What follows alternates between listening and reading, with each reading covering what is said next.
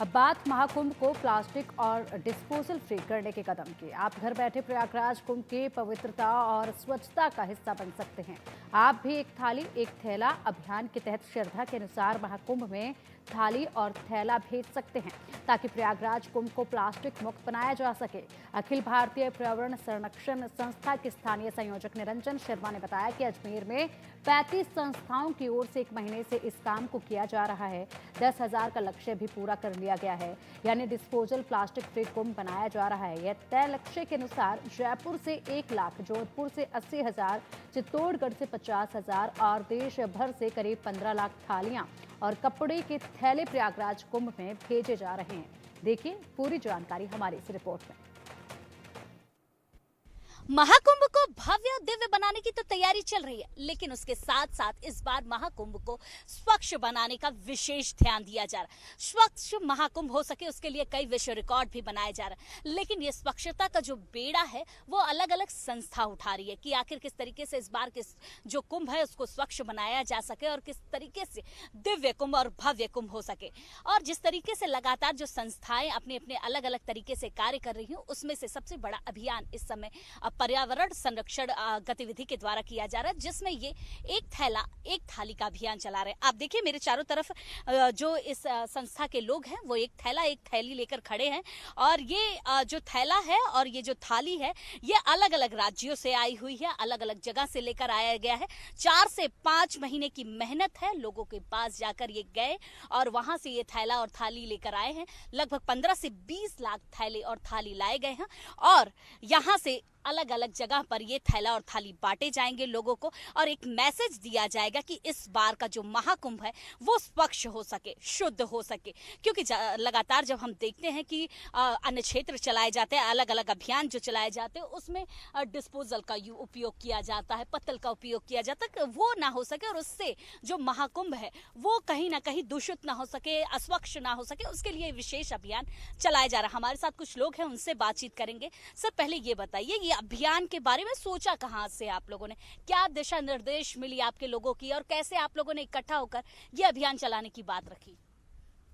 ये अभियान हम लोगों ने पिछले जब कुंभ अपना प्रयाग का मेला समाप्त हुआ था, उसके बाद में देखा गया कि हर स्थान पर जगह जगह पर बहुत सारे कचरा, पत्तल, दोना सब फेंके पड़े थे, उसका डिस्पोजेबल नहीं हो रहा था।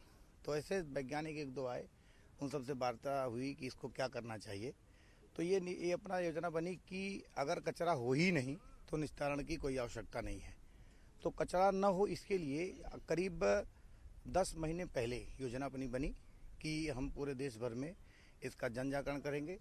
इस कुंभ को समाज का कुंभ बने, कुंभ में कुंभ बने, जन जन का कुंभ बने, घर घर का कुंभ बने। इस नाते ऐसे करीब 600 कार्यकर्ता लगे।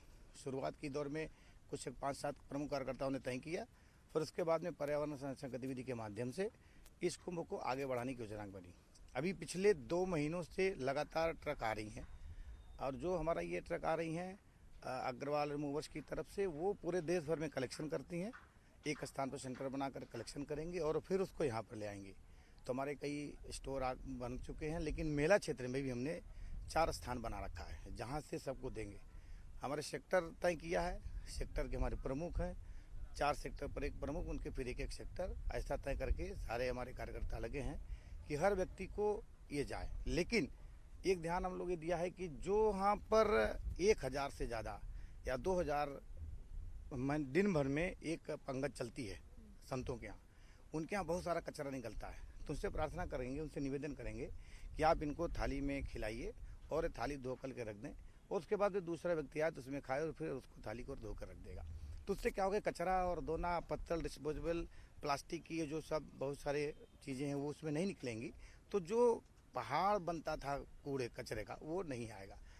बिल्कुल, देखिए अगर इस तरीके से आप लोग ये जो अभियान चला रहे हैं, ये अभियान कहीं ना कहीं लोगों में जागरूकता भी पैदा करेगा। वो आप संदेश कैसे लोगों के पास जाकर दे रहे हैं कि हमारे पास ये थाली है, ये थैला है, आप लेकर जाइए और इससे पंगत जो चल रही है उसमें उपयोग करिए? जो भी संस्थाओं से संपर्क किया जा रहा है कि आप जैसे भाई साहब ने बताया कि जिनके पास जैसे पंगत है 1000-1500 जितने भी लोगों को बैठा खिलाते हैं पंगत में, तो हर बार होता क्या था, क्या कहते हैं कि डिस्पोजल गेट के बगल में ही इतना ढेर लग जाता था, बड़ा खराब लगता था। उसमें तमाम प्रकार के जानवर भी आके खाते थे। तो इससे बड़ा मेले में थोड़ा सा माहौल सही नहीं लग रहा था। इस बार संगठन ने तय किया है कि इसको क्या कहते हैं, शुद्ध कैसे पूरा कुंभ नगर किया जाए।